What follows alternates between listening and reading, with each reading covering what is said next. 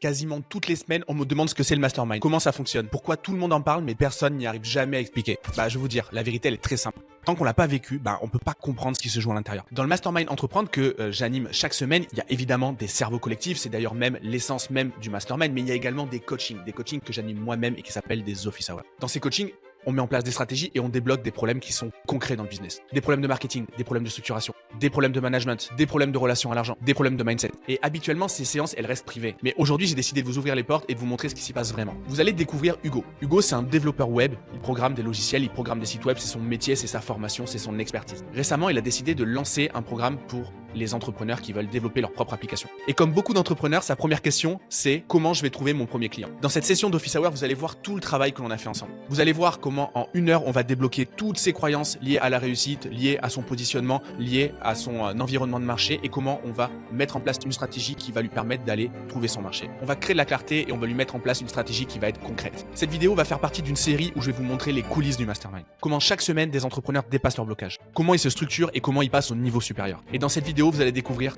toutes les tactiques que j'ai confiées à Hugo pour lui permettre d'atteindre le succès. Est-ce que tu peux m'expliquer en quelques mots ta compétence de base?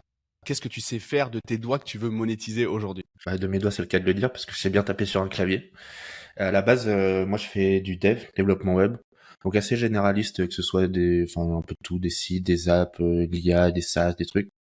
Et donc aujourd'hui, j'aimerais plus monétiser la compétence SaaS, puisque j'ai pas mal d'expérience là-dessus, que ce soit autant avec des clients que en perso. Et donc, je cherche à monter un accompagnement pour accompagner des entrepreneurs du web à pouvoir développer le MVP de leur SaaS. Donc, en général, c'est souvent des coachs, voire infopreneurs qui ont des audiences dans mon expérience. Mais ça pourrait s'élargir, je pense, peut-être. L'idée, c'est vraiment d'avoir un accompagnement hyper structuré et, euh, et simplifié pour eux, notamment au sujet tech, pour que vraiment on puisse go to market le plus rapidement sur ce sujet-là et avoir un MVP qui sort sans trop se casser la tête quoi pour eux. Ok, très clair. C'est quoi qui motive aujourd'hui ton changement? Parce que là, jusqu'à maintenant, tu faisais de la production. Là, Ouais, tu vas être plus dans l'accompagnement. C'est pas tout à fait le même métier, ouais, tout à fait. même voire pas du tout. Du coup, c'est quoi Ouais, qui te ouais. motive à faire ça? Déjà c'est un truc auquel moi je pensais un petit peu en berceau parce que j'ai déjà pu en faire un peu à droite à gauche et que c'est quelque chose qui m'avait bien plu. Mais je pense que le gros changement ça a été en début d'année quand j'ai vraiment fait un gros pivot business puisque j'ai arrêté mon business précédent d'agence web. Et donc en gros j'ai un peu remis en question tout ce que je faisais, je me cherchais un petit peu, etc. Et donc j'ai vraiment un peu fait ce travail sur ma mission, ma vision, etc. Et en fait c'est là où je me suis rendu compte aussi que dans ce que je faisais, ce qui m'excitait, c'était plus justement cet aspect de l'accompagnement que je pouvais avoir le client et surtout le résultat qu'il obtenait à la fin, tu vois. Hmm. Et en fait, à l'époque, enfin il y a pas si longtemps que ça, mais le dev c'était ce qui me permet un peu d'atteindre ça. Et objectivement, je me rends compte aujourd'hui que coder toute la journée, c'est vraiment plus ce qui m'anime. Donc j'ai vraiment envie d'essayer de trouver quelque chose qui va plus dans cette voie et qui pour le coup m'animerait vraiment au quotidien, quoi. Du coup, aujourd'hui, t'en es où de ce projet-là? Et ça fait un moment que je l'ai en tant qu'idée pour le coup, mais j'ai vraiment commencé à actionner là début août. Donc en fait, j'ai fait une première phase de co-construction par rapport à l'idée que j'avais avec mon réseau. Donc en gros, je suis allé contacter un peu tous les gens qui pouvaient être dans ma cible, qui avaient déjà réalisé un SaaS ou qui l'avaient pas encore fait. Et en gros, je suis allé leur demander quels étaient leurs enjeux avec ça, leurs problématiques, leurs douleurs, ceux qui l'avaient déjà fait, pourquoi ils auraient fait ça, etc. Et donc ça m'a permis déjà d'avoir un premier jet, déjà de voir que il y avait potentiellement un intérêt par rapport à ça quand même. Et donc ça en est sorti pas mal de réponses qui m'ont ensuite permis de affiner ma cible d'une part et affiner le positionnement que j'avais en gros moi ma mission aujourd'hui c'est vraiment de pouvoir rendre facile la tech, de la vulgariser et plus que ce soit un frein mais vraiment un tremplin surtout sur ce genre de projet.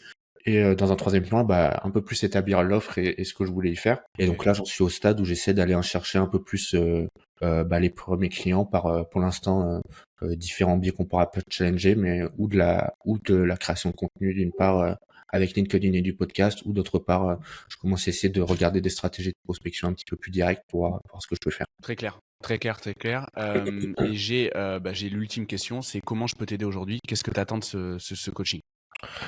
Écoute, moi, je pense qu'aujourd'hui, avoir ton avis un petit peu sur tout ce qu'on a dit là, euh, de par ton expérience, m'intéresserait beaucoup. Et puis après, je pense qu'il y a quelques éclaircissements que j'ai à faire au niveau de l'offre, notamment sur la manière d'établir le pricing, sur certains éléments que je réfléchis à intégrer ou pas, notamment la partie vraiment purement opérationnelle du développement du SaaS au niveau de l'offre. Donc ça, c'est des sujets qui me questionnent en même temps. Et puis après, bah, je pense que le plus gros va être surtout d'avoir une stratégie pour aller chercher mes premiers clients, quoi. Ok. Je sais que pour l'instant, j'ai potentiellement une ou deux pistes dans mon réseau que je vais traiter, mais là, je suis vraiment en recherche d'un plan d'action pour ça. Très clair, ok. Alors déjà, concernant déjà ce que tu me dis là sur le move que tu prends, déjà je trouve ça très très cool parce que il y a aussi quelque chose que tu n'as pas dit, mais tu es devenu papa cette année, donc aussi, Ouais, c'est vrai. t'as aussi, et puis en plus, tu as fait un coup double puisque tu as eu des jumeaux. Ouais, Donc en effet, c'est pas anodin dans la vie, en tout cas, voilà, moi aussi je suis papa, tu le sais, donc ouais, je connais ça. Et au moment où je suis devenu papa, j'étais aussi développeur freelance, donc je connais parfaitement ça. Et j'ai eu ouais. mes enfants, enfin, j'ai eu mon premier au même âge que toi. Donc Mm. vraiment, je vois la similarité, c'est trop drôle. Partir sur du SaaS, bah, évidemment, ça a du sens et surtout la cible que tu vises, je la connais très, très bien parce Ouais, que, clairement, c'est la même typologie de clients que ceux de mon mastermind. Je le vois, il y en a beaucoup qui veulent faire la transition. Déjà, les infopreneurs ne sont plus des infopreneurs, maintenant ils vendent de l'accompagnement 360 et dans l'accompagnement 360, il y en a de plus en plus qui veulent, SaaSifier tout ça. Par exemple, les coachs en marketing veulent avoir leur SaaS qui permet de faire du script, etc., etc. Je vois aussi, j'ai des coachs en immobilier dans mon, quand je dis coach, c'est formateur, consultant, enfin vous avez compris, hein, qui sont dans mon accompagnement. Ils veulent qu'il y ait des logiciels de calcul d'opportunités immobilières, etc., de scrapping d'annonces. Donc en fait, je te dis vraiment, pour être un petit peu dans les petits papiers, il y a vraiment un momentum. Il y a beaucoup, beaucoup, beaucoup d'entrepreneurs digitales qui veulent créer leur SaaS. Donc moi, mon a priori est bon déjà, même si là, aujourd'hui, ça n'engage que moi, bien évidemment. Donc là, tu es dans une phase de go-to-market. J'ai l'impression que tu as mis quand même beaucoup, beaucoup de pions sur l'échiquier. Tu as avancé plutôt pas mal de pions. J'ai pas l'impression que tu aies oublié grand-chose, mais il va peut-être falloir maintenant avoir plutôt une stratégie, un fil conducteur. ouais, tout à fait. Ok. Ok, très cool. Est-ce que déjà, au niveau de la proposition de valeur, quand tu l'expliques à ta cible, tu as fait un atelier de co-construction avec eux, donc tu es allé rencontrer ta cible, est-ce que déjà, tu as eu des choses à adapter? Est-ce que déjà, il y a eu des choses que tu as découvertes? Déjà, ce sujet d'intégrer au nom de l'opérationnel, ça a été quelque chose qui m'a été remonté. Ok, donc en gros, toi, tu veux t'occuper de la partie gestion du projet, donc Ouais, structuration, gestion du projet, etc. ouais, Donc, ouais, on peut dire comme un CTO, un petit peu le ferait dans une boîte classique. Et la exactement, question, c'est de savoir si tu intègres ou pas la programmation. exactement. Sachant que moi, de toute façon, ce sujet-là, même si je l'intègre, pour moi, ça sera un sujet en interne que je voudrais déléguer parce que, comme je disais, c'est quelque chose que j'ai plus spécialement envie de faire aujourd'hui. Mm. Maintenant, je pense qu'aussi que vu vis-à-vis de mon positionnement, ça pourrait être assez logique d'avoir vraiment cet ensemble où en gros l'entrepreneur il a un point d'entrée puis il sait qu'après derrière bah, globalement c'est géré. Ouais. Mais la grosse Euh, difficulté là-dessus, et c'est pour moi ce qui tue le service, c'est que tu vas avoir du mal à standardiser. ouais, moi c'est un des questionnements aussi que j'avais derrière ça. Et en même temps, pour le coup, sur un retour, je pense à quelqu'un qui m'a fait que je pouvais avoir. C'était bah en même temps aussi si je vais bosser avec d'autres devs que je connais pas, est-ce que ça va pas me mettre une épine dans le pied aussi, tu vois? C'est-à-dire à toi, si tu connais pas les devs, Ouais, ouais, ok. ouais. Si Donc t'as en pas fait, l'habitude de travailler avec, etc. ok, très clair. Donc ça, c'est un truc qui est revenu aussi, tu vois, qu'on m'a soufflé. J'ai dit, ouais, c'est vrai que peut-être. Euh, Le gros danger, quand on fait de la co-construction, parce que moi c'est quelque chose que je prime, hein, ça nous permet, la co-construction, si les gens qui nous regardent ne savent pas, ça permet d'aller confronter son idée directement à sa cible. L'avantage, c'est que soit on a juste du feedback et c'est très bien, soit on a de la prescription. Les gens, parce que on les a contactés, ils font partie de notre premier cercle, c'est-à-dire qu'ils nous connaissent, on a déjà bossé avec, ils connaissent, ils nous attribuent un niveau de sympathie, un niveau d'expertise. Bah, ils nous trouvent sympas, donc ils ont envie de nous aider, ils deviennent nos parrains. Donc ça, c'est trop bien. Et troisième option, qui est encore, voilà, on est monté dans les trucs cool que la co-construction permet, bah, ça peut aussi devenir des clients. C'est pas parce ouais, qu'on va les pitcher en disant, ben voilà, je suis en train de créer un truc, j'ai besoin de ton avis, que ça ne peut pas devenir des clients. Ou juste. Donc soit ils donnent du feedback, soit ils sont prescripteurs, soit ils deviennent clients. Le gros danger, c'est quand ils deviennent psychologues. En fait, ils sont pas censés challenger ton offre à toi, mais ils sont censés parler de leurs problèmes à eux. Et je le vois, les ateliers de co-construction qui ne marchent pas, c'est quand la personne qui est dans ta cible oublie en fait qu'elle est la cible et elle se met à la place de l'entrepreneur qui l'interroge. Donc, te dire, bah, ouais, tu développes ton truc, donc tu devrais faire ça. Ce qui est intéressant dans la co-construction, c'est de comprendre le problème de la personne que tu vas interviewer. Donc, est-ce que toi, tu as décelé un problème particulier dans le développement d'un SaaS, etc. Est-ce qu'ils ont une angoisse, une croyance? Est-ce que tu as compris un truc entre les lignes? Ouais, bah il y a plusieurs points, je pense, par rapport à ça. Le premier, évidemment, c'est le sujet de la tech. C'est un truc qui généralement connaissent pas, et qui paraît un peu énorme et très compliqué. Du coup, ça fait peur. Ça, je pense que c'est une douleur qui est revenue presque 100% du temps. Peut-être pas formulée comme ça, mais il y a aussi le truc de ah bah faut trouver un développeur, machin, etc. Enfin, Ok. pas évident, quoi. Donc ça, les personnes qui t'ont remonté cette peur-là, est-ce C'est que quasiment elles, 100%. Hein. comment? C'est quasiment 100%. Ok. Est-ce que c'est des personnes qui avaient pour volonté de faire un SaaS? Ou alors est-ce que ça les a dissuadées? Il y avait de la volonté de faire un SaaS. Ok.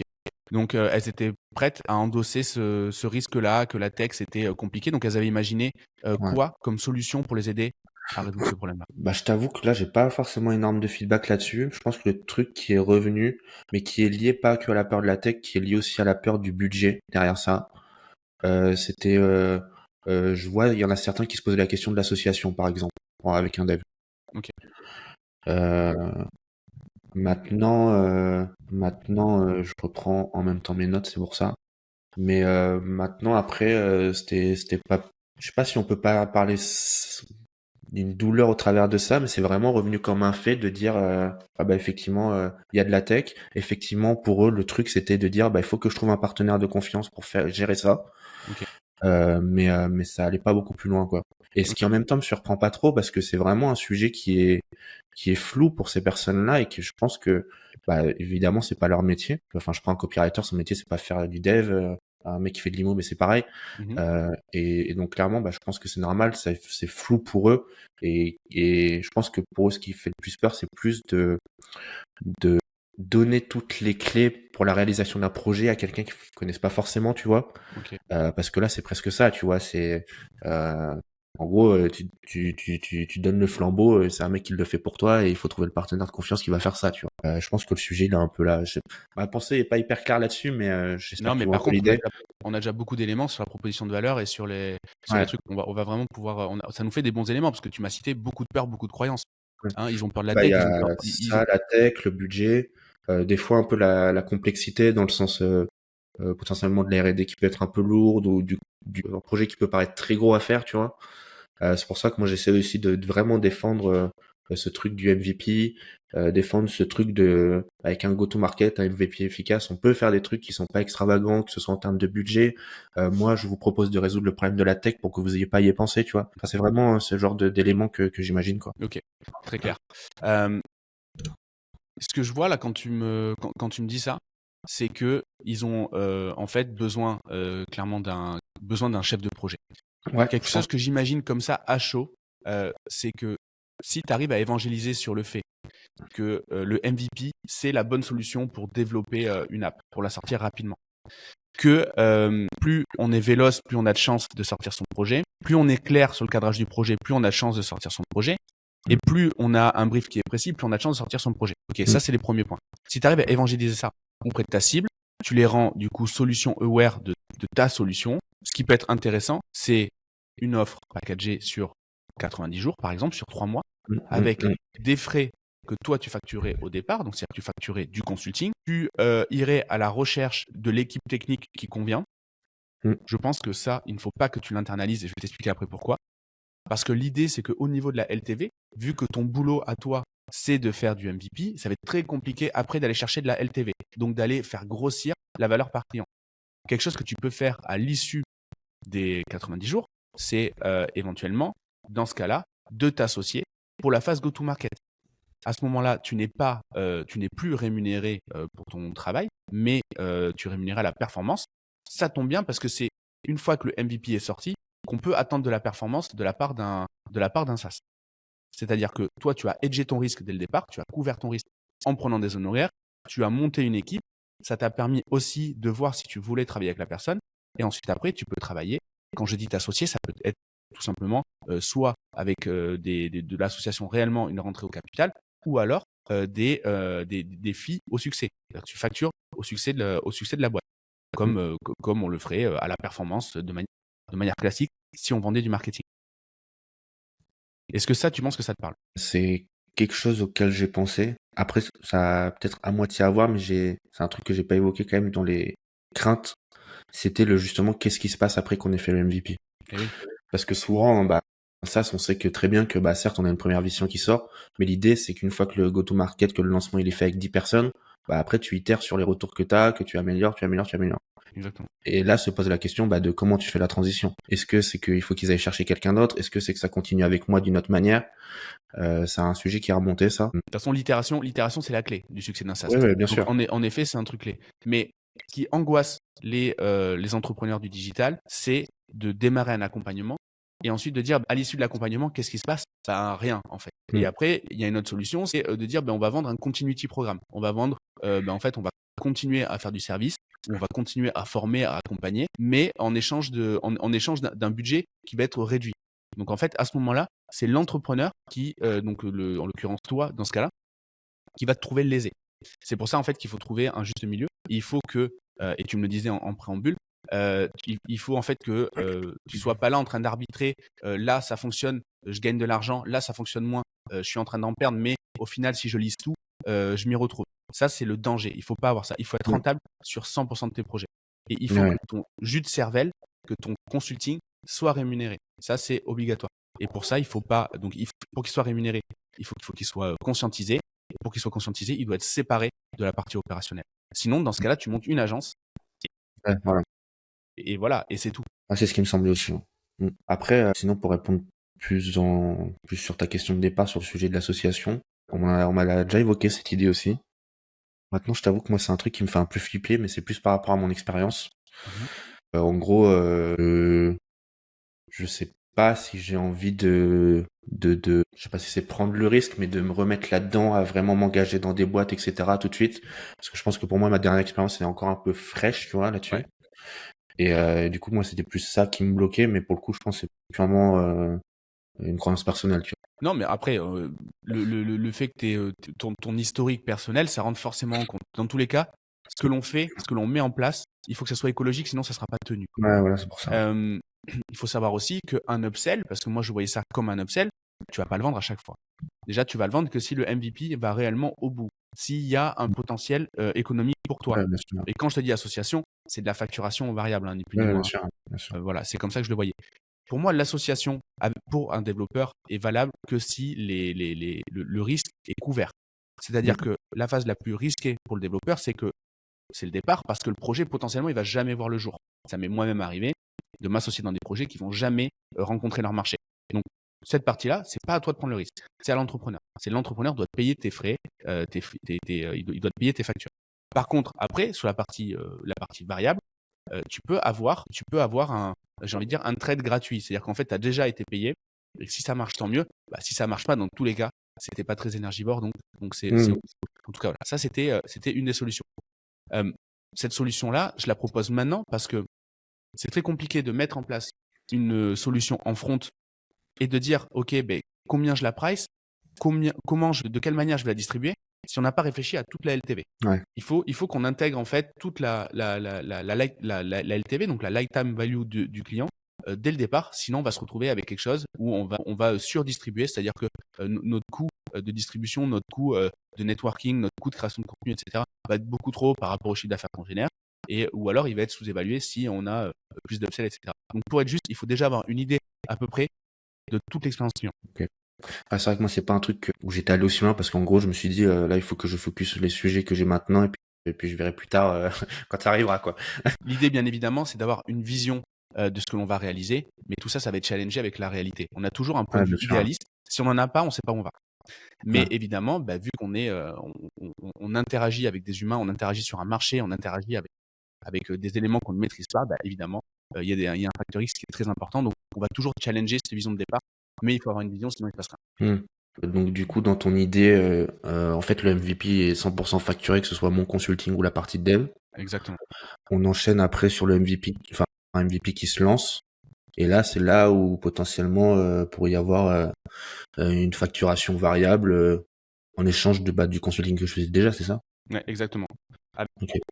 une facturation du setup sur 90 jours. Co-traitance technique, c'est-à-dire que tu trouves une équipe, et ça fait partie de ton offre, tu trouves une équipe qui va te développer. Là-dessus, tu peux très bien avoir une ribambelle de développeurs qui Ouais, c'est ce attendent en que je fait que pensais. tu les alimentes, hein. Tu peux avoir ta technique de recrutement. Hmm. Donc voilà. Ça, du coup, ça, tu le factures. Et ensuite, après, ce qu'il faut réfléchir, c'est du coup comment tu continues derrière le truc. Est-ce que c'est du coup des success fees? C'est ça qu'il faudrait voir. Hmm. Ce que je pense, c'est que là-dessus, le setup, tu vas devoir mettre le doigt sur le risque de non du projet, là-dessus du budget, problème de l'équipe. Hmm. Et si déjà, si tu évangélises ces risques-là, tu vas pas vendre en fait ton temps, tu vas vendre le fait que le projet va se réaliser. Et dans la tête de l'entrepreneur, c'est pas rien, puisque je pense que quand on achète ce genre de prestation, en fait, on s'achète une assurance. Et sur ce genre de projet qui est en fait, pour beaucoup d'entrepreneurs, la suite c'est un peu la mutation de leur boîte. En fait, il va y avoir un maximum d'assurance parce que sinon, clairement, ils vont rester au statut actuel. Et un entrepreneur du digital, comme beaucoup d'entrepreneurs d'ailleurs, en fait, ils se projettent, ils ont envie d'avancer. Est-ce que tu vois un petit peu l'idée? Ouais, ouais. Donc ça, c'est les points qu'en amont du projet, il faut que j'arrive à dans ma communication, pardon, répondre à ça en gros, si je comprends. En gros, c'est ce que tu vas devoir dans ta proposition de valeur. Bref. Ok. Est-ce que tu connais l'équation de la valeur? Ok. Alors je vais te montrer ça. Alors c'est un concept qui vient d'Alex Hormozy. La valeur, c'est le rêve fois la probabilité d'y arriver, divisé par le temps, plus les efforts, plus les sacrifices, plus le risque. Ok. Donc le rêve, on met le doigt sur ce que tu vends, c'est l'après de l'entreprise. Ok. La probabilité d'y arriver. Ok. On va parler de la gestion des emmerdes techniques. Ok. Ça, c'est un gros risque. Derrière, on a quoi? On a le temps, les efforts. Là, ce qui est bien, c'est que pour eux, c'est 90 jours. Avec les efforts, ils ont des sprints. Ils ont des sprints où ils vont être consultés pour tout simplement définir leur projet, donc des sprints de briefing. Ils n'ont pas envie d'être dépossédés de leur projet, j'imagine. Ils ont envie, vu que ça parle de l'après de l'entreprise, ils ont envie clairement de garder de l'information et de la prise de décision. Ok. Ouais. Le sacrifice aujourd'hui, ça va être uniquement, du coup, la facture de consulting qu'ils vont avoir à te payer. Avec ça, du coup, tu vas pouvoir créer clairement une proposition de valeur. Par exemple, on va construire le SaaS de votre rêve. Ça va être l'après de votre entreprise sans avoir à gérer les emmerdes techniques en seulement 90 jours, où vous allez être inclus dans tous les sprints de briefing, mais sans avoir à vous challenger sur les risques de non-sortie du projet, les dépassements de budget, les problèmes de recrutement de l'équipe, les emmerdes techniques, pour seulement X euros. Est-ce que ça te parle? Ouais. Mais X euros, oui, mais avec moi. Et en fait, comment tu les rassures aussi sur la notion de budget par rapport au coût du dev quand même en plus? En fait, ça va faire partie de ton mécanisme. Il va passer par, du coup, recherche du besoin, cahier des charges, recrutement, donc du coup, budget. Parce que tu vas recruter l'équipe, tu vas budgéter, suivi de projet et arbitrage. Et du coup, ça veut dire que potentiellement, après l'arbitrage, ils peuvent décider d'arrêter, quoi. En fait, l'arbitrage, c'est ce que toi, tu vas leur proposer. Ça va être dans ton mécanisme. C'est-à-dire quand il y aura des décisions techniques, d'ailleurs, je vais l'appeler comme ça, et arbitrage technique. Ok. Ça, c'est ton mécanisme unique. Si la besoin. Si la personne veut développer ce projet-là, elle va devoir dans tous les cas faire ça. Le seul truc, c'est qu'aujourd'hui, elle n'a pas les compétences. Et donc, il va falloir clairement que tu expliques que ça se valorise. Et c'est ça que tu valorises. Ça n'est pas la co-traitance technique. La co-traitance technique, c'est une partie de ta prestation, mais pour l'encadrer, pas pour la supporter. Est-ce que tu vois la notion? Oui, oui, oui, oui. Sinon, tu deviens une agence. Mm. Et en fait, il faut se dire aussi, si on te dit comme objection, si admettons, les développeurs que tu vas me recruter sont trop chers et que je décide de ne pas faire le projet, comment Mm. ça se passe avec ta facture? Si tu lui dis ma facture, c'est 10 000 euros, si tu étais parti sur un projet foireux, ça t'aurait coûté bien plus que 10 000 euros, bah, ça aussi pareil, ça évite d'avoir à gérer les emmerdes techniques et surtout d'avoir à dépenser de l'argent pour rien. Donc là-dessus, au moins, le risque, il est mesuré. Et ça, tu peux l'expliquer si tu as cette objection qui pointe le bout du nez. Ouais, parce qu'en fait, au final, même s'ils payent ma facture et qu'ils décident de pas le faire, ça diminue leur risque dans tous les cas. Exactement. Exactement. Et ce qu'il faut comprendre, c'est que ce que tu leur vends, c'est une assurance. Ouais, c'est pas Donc, bête de le voir comme ça. donc là-dessus, un truc que moi je ferais sur ta ligne édito pour ta création de contenu, parce que tout ça, il va falloir l'évangéliser. Ça va être donc ligne édito. Au niveau des croyances clients, des croyances prospects, ça va être tout ce qui est ici, clairement défini ici, dépassement du budget, les problèmes de recrutement d'équipe technique ici, etc., etc. Ensuite, la réalité de tes clients. Là-dessus, clairement, tu prends directement dans tes anecdotes de développeurs. Et là-dessus, t'en faut pas beaucoup. Hein. T'en listes 5-6 anecdotes qui, bien évidemment, nourrissent tout ça. Et c'est complètement bon. Quelque chose que tu peux faire, c'est développer un manifeste sur l'après de l'entreprise. Donc, ta vision sur l'infoprenariat, admettons. Ok. L'après, on le voit tous, hein, tous les gros, que ce soit Yomi, il a un SaaS, que ce soit Wangen, il a des SaaS. Ils ont tous des SaaS en fait. Donc ça, il faut pas hésiter à en parler et à expliquer pourquoi c'est l'après de l'infoprenariat. Donc tout simplement expliquer comment fonctionne ton marché et après aller tout simplement bousiller toutes ces croyances-là à travers des contenus. Ouais. Ok. Aujourd'hui, tu as quoi comme ligne éditoriale? Je me rends compte en même temps que tu me le dis que du coup, j'avais pas forcément la bonne ligne. C'est qu'en gros, pour moi, j'avais 3 grandes thématiques. Un, mais qui est plus personnel, c'est un peu building public, ce que je fais. Ok. La deuxième, c'était un peu une thématique, en gros, stratégie pour développer ton activité de coach ou d'infoprenariat, qui en fait met en avant déjà le SaaS.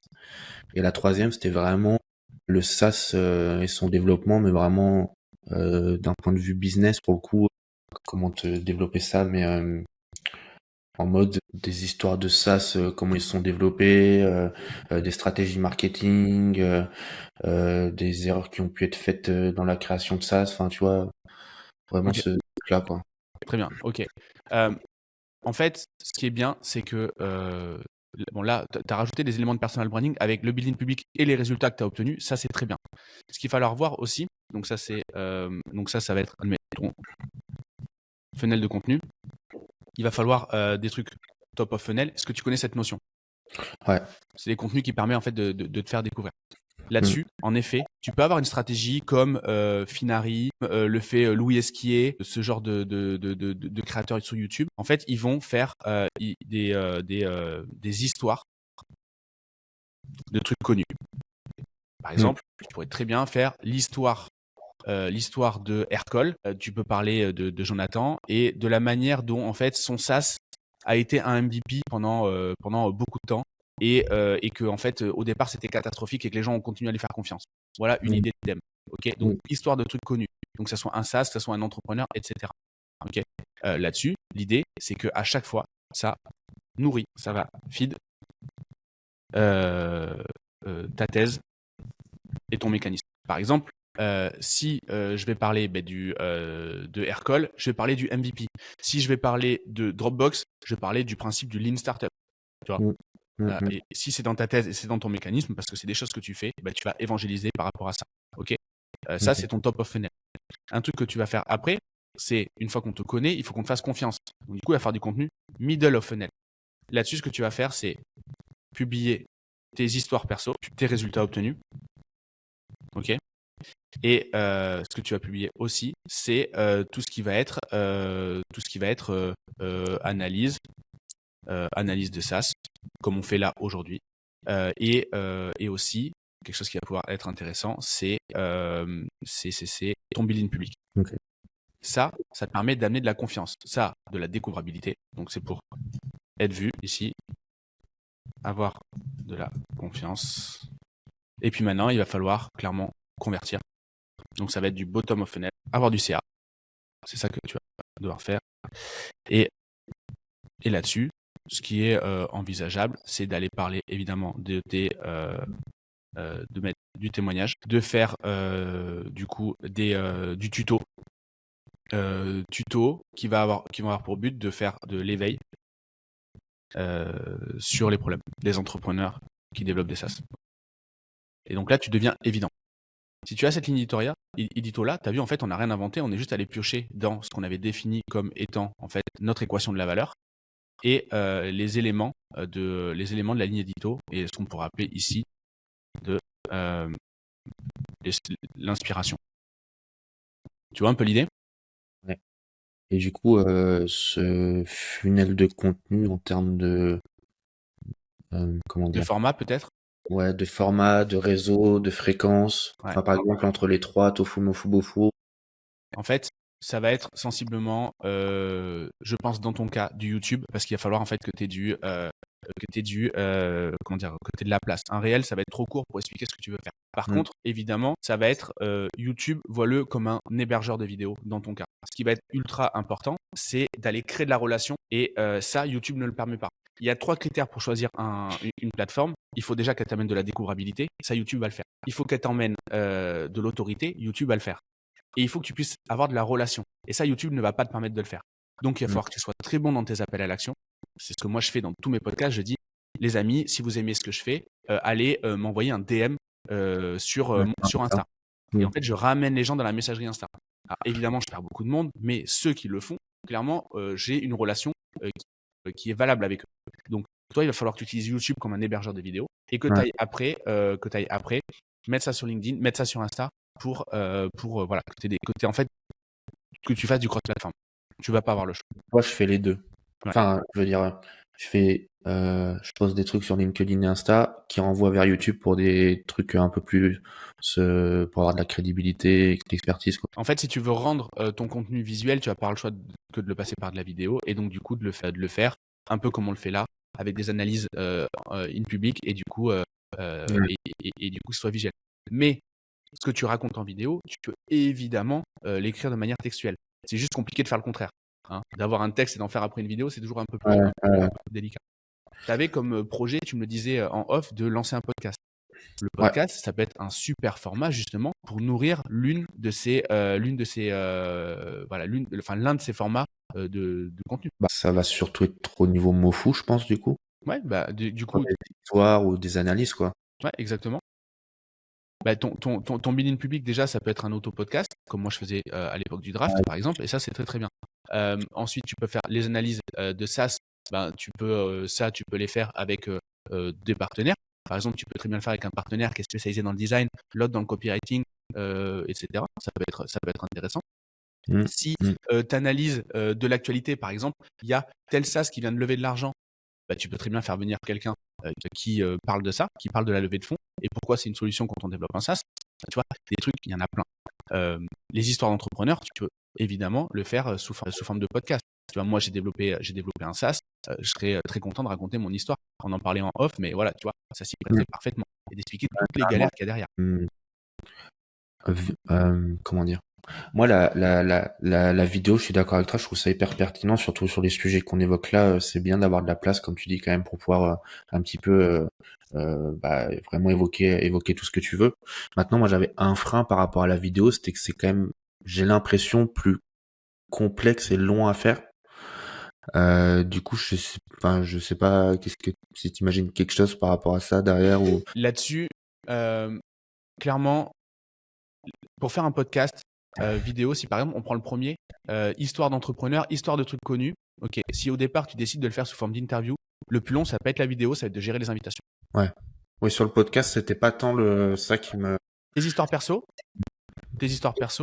ça, c'est surtout une histoire de montage, puisque tu pourrais très bien faire de la voix off uniquement et du b-roll. Ça marcherait très très bien. Donc c'est juste un enjeu de montage. Donc ça, oui, en effet, il faut trouver une ressource parce que ça va être quelque chose de qui va vite être galère.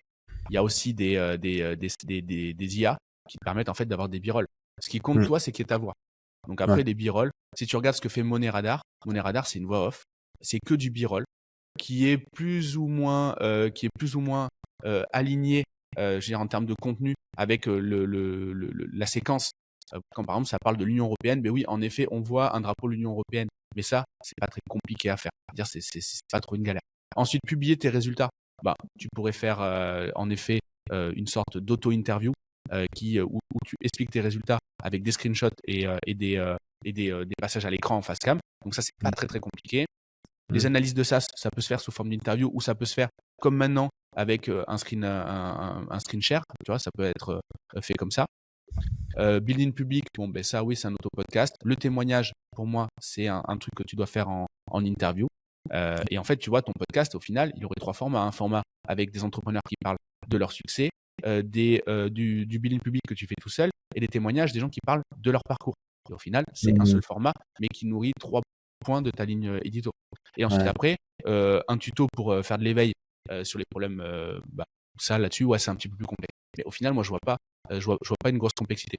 Tu vois, par exemple, là, aujourd'hui, je tourne avec Riverside. Riverside, au moment où on va arrêter, je vais appuyer sur l'outil pour produire via de l'IA et ça va automatiquement me faire les cuts. Donc, tu vois, il n'y a pas vraiment de friction. Aujourd'hui, moi, j'ai plus personne pour faire le montage de podcast et ça marche très bien. Ouais, c'est clair. Non, mais c'est vrai que c'était le truc où je pense que j'imaginais des trucs trop compliqués, mais au final, enfin, c'est En ce que fait, tu dis, c'est des partages d'écran ou des b-rolls, c'est facile, quoi. En fait, tu as le bon réflexe parce que si c'est trop compliqué, il va y avoir de la friction, on va pas le faire. Mais ce qu'il Ouais. faut voir aussi, c'est que ça reste du MVP. Toi, tu es un pro du MVP technique en tant que développeur, mais il y a du MVP au niveau de la création de contenu. C'est exactement la même chose. Ouais, tout à fait. Du coup, est-ce que au moment de ton atelier de co-construction, tu as trouvé des parrains ou des clients? Alors, des clients, comme je disais, peut-être. J'ai un call la semaine prochaine et quelqu'un a recontacté en septembre, mais bah, pour l'instant, du coup, non. Après, je sais pas si je peux appeler ça des parrains, mais j'essaye aussi de demander en même temps si ces gens-là ne connaissent pas des gens qui soit seraient créateurs de SaaS pour le podcast, soit potentiellement connaîtraient quelqu'un qui ont une idée mais qui ne le font pas. Donc j'ai eu quelques noms qui sont ressortis, mais ça va pas beaucoup plus loin que ça, quoi. Ok. Un truc qui serait intéressant, c'est que tu aies un projet à documenter. Ouais. L'avantage de ça, c'est que ça te ferait une étude de cas pour évidemment ton contenu, mais également une étude de cas pour toute la partie commerciale. Ok.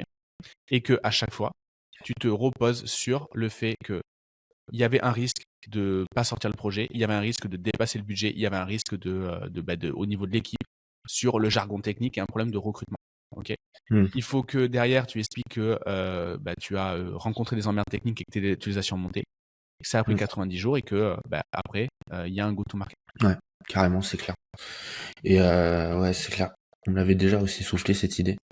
Et même pour aller plus loin, mais là-dessus, je sais pas ce que t'en penses, ce serait de faire un outil qui carrément pourrait être utilisé par ma cible, genre en mode pour que ça leur parle plus, tu vois, de voir que on peut résoudre une problématique aussi. Je sais pas si tu vois ce que je veux dire. Vas-y, explique-moi. Qu'ils soient eux directement, qu'ils aient le problème que résoudrait le SaaS que tu développerais. Voilà.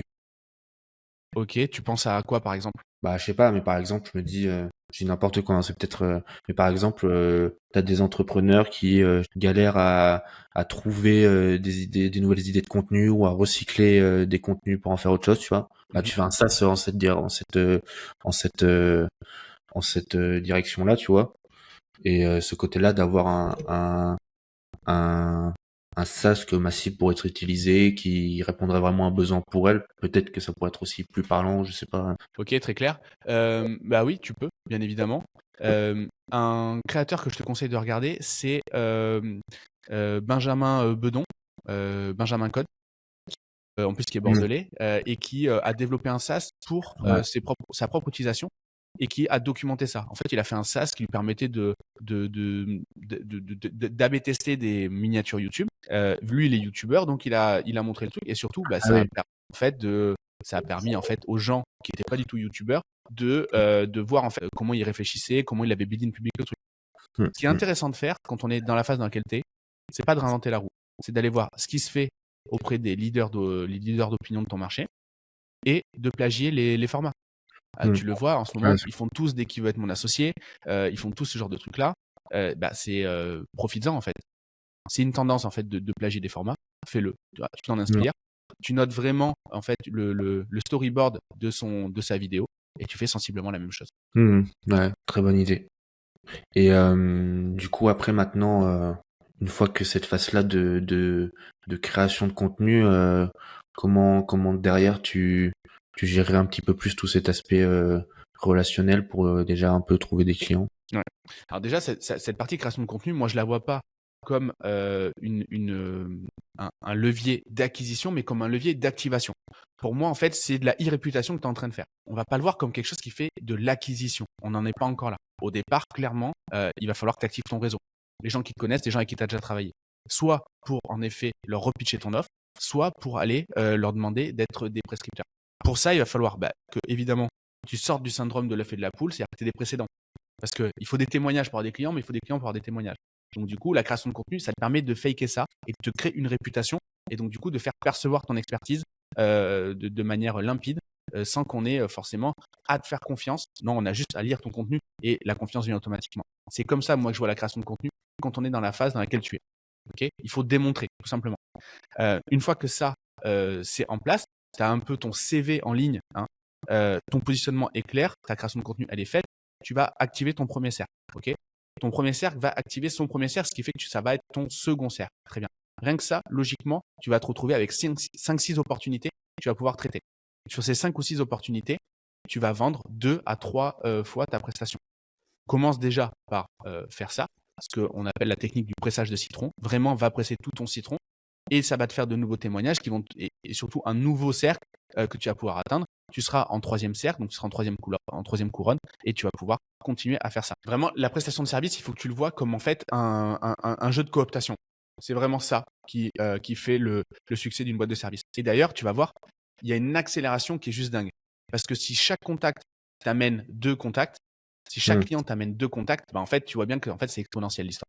Est-ce que tu as une méthode particulière pour faire ce type de demande ou... Alors, ce que tu peux faire, c'est éventuellement refaire un atelier de co-construction une fois que ta proposition de valeur, elle sera claire. Ce que je peux te faire, c'est de donner ma méthode, moi, pour avoir en gros du feedback, mais qui sert en fait qui sert ton business. C'est pas juste des gens qui vont te conseiller, c'est des gens qui vont parler de leurs problèmes plutôt que de ton projet et qui du coup vont du coup être ultra dans la cible et donc ultra pertinent. Alors là, je viens de te copier un élément que j'ai que je donne dans la formation de l'Iron Strat. Et du coup, c'est la trame complète de l'appel. Moi, je te recommande vraiment d'utiliser ce format-là parce qu'en fait, ça va rendre ton étude professionnelle. Et très souvent, quand on fait une étude avec des gens de notre premier cercle, on oublie en fait qu'on est en train de bosser et on le fait un petit peu à la bonne franquette et c'est pas la bonne solution. Le premier truc, c'est de cadrer l'appel, ok, et de parler directement du problème. Donc, identifie en amont les gens qui sont clairement dans la cible, qui ont un problème dur, douloureux, urgent, reconnu. Ça, tu connais. C'est ultra important de les qualifier en amont. Sinon, ça sert à rien. Ok. Si c'est des gens que tu veux interroger un peu comme mentor parce qu'ils ont lancé des business d'accompagnement, tu n'es pas dans de la co-construction. Tu es juste dans une recherche de conseils par des mentors. C'est complètement OK, mais ce n'est pas l'objet de l'exercice. Donc du coup, je développe une activité sur boom et tu parles du problème. Je ne cherche pas à vendre, mais j'ai besoin de ton avis. Ça va prendre 30 minutes et je te tiendrai au courant de l'avancée de mon projet. Là, ce que tu fais, c'est qu'en gros, tu cadres. Ok, tu gardes une posture haute, même si tu viens demander de l'aide. C'est ultra important de le voir comme ça. T'en es où de la résolution de X problème? Qu'est-ce que ça changerait si tu le résolvais? Qu'as-tu identifié? Comment as-tu identifié ce problème? Quel est ton blocage principal? Qu'est-ce que tu as déjà essayé? Voilà. Est-ce que tu as essayé de t'associer? Est-ce que tu as essayé d'internaliser un chef de projet? Est-ce que tu as essayé de gérer toi-même ton projet? Par exemple, tu peux avoir des questions à tiroir. Si tu avais une baguette magique, à quoi ça ressemblerait ta vie si tu résolvais ce problème-là? Ok, très bien. Ce que je veux proposer, c'est, et là tu fais directement ta proposition de valeur, celle qu'on a définie, l'équation de la valeur que l'on retrouve un petit peu plus haut ici.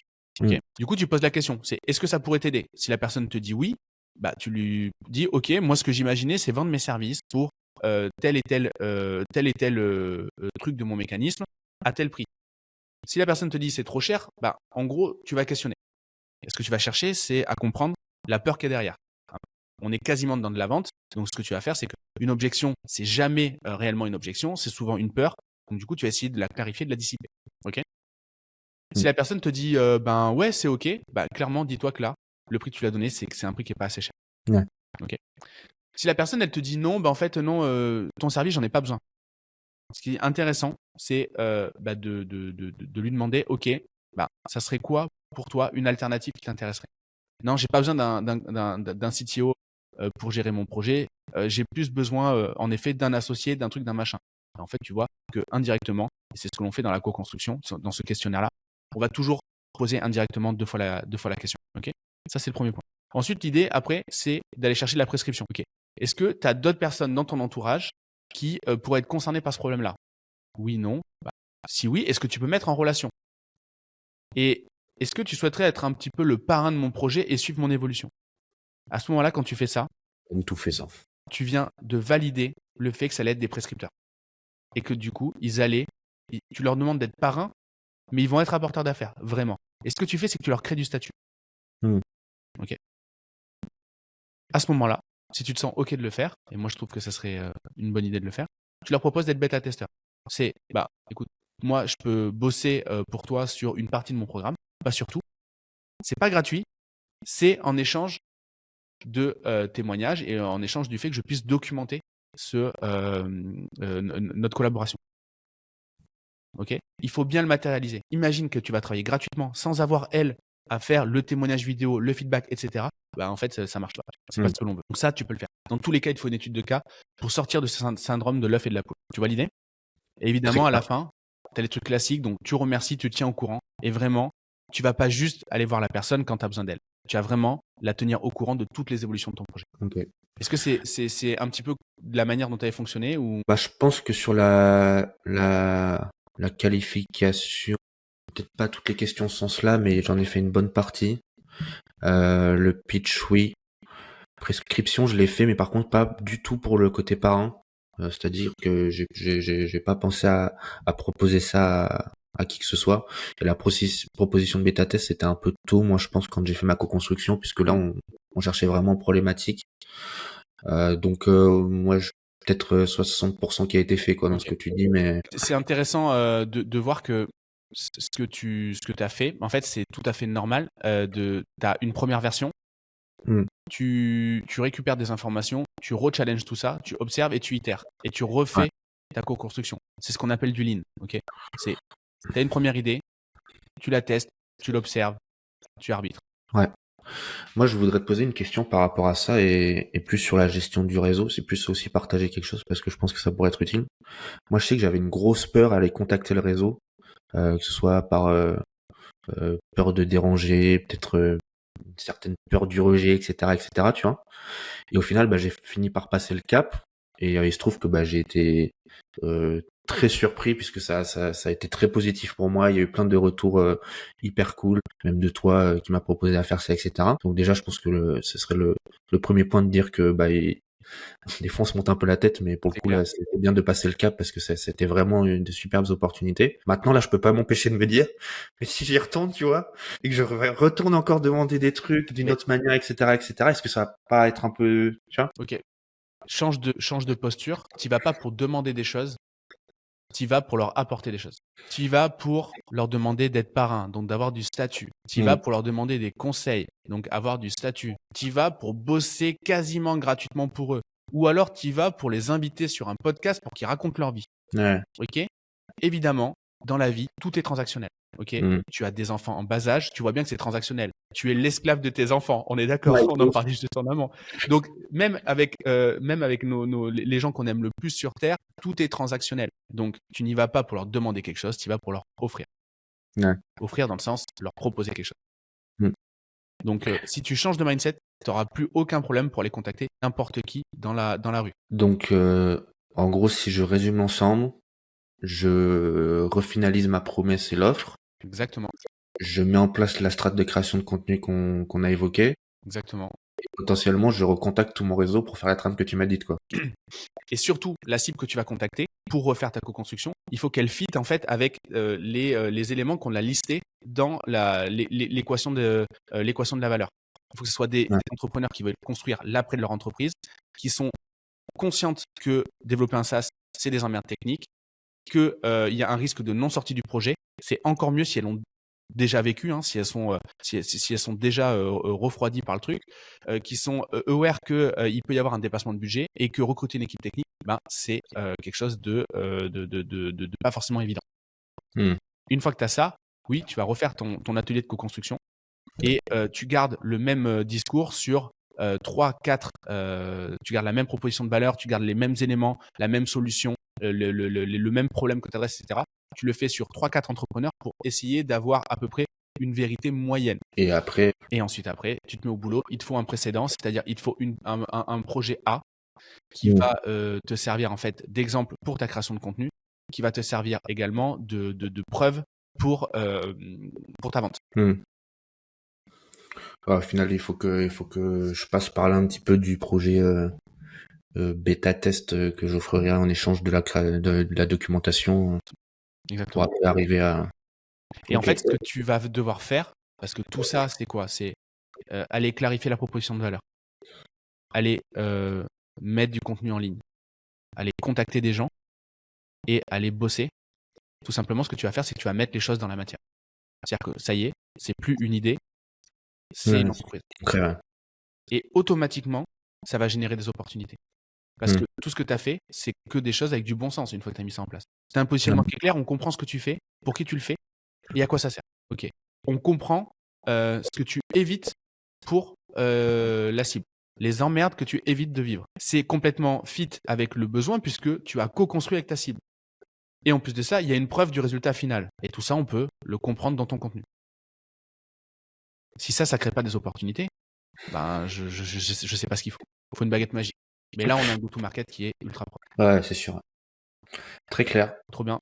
Tu me tiens au courant? Bah ouais, carrément, avec plaisir. Merci beaucoup en tout cas. Avec plaisir et bonne fortune du coup dans ce projet.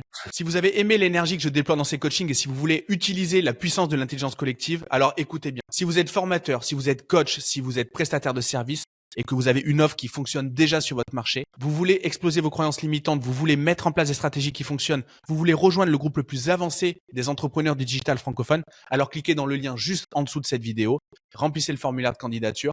Vous aurez un appel directement avec moi. Ça sera un plaisir de découvrir votre business et de éventuellement pouvoir vous aider. Cet appel est complètement gratuit et c'est le premier pas vers l'admission dans le Mastermind Entreprendre. D'ici là, je vous souhaite une très belle journée et je vous dis à très bientôt. Ciao, ciao.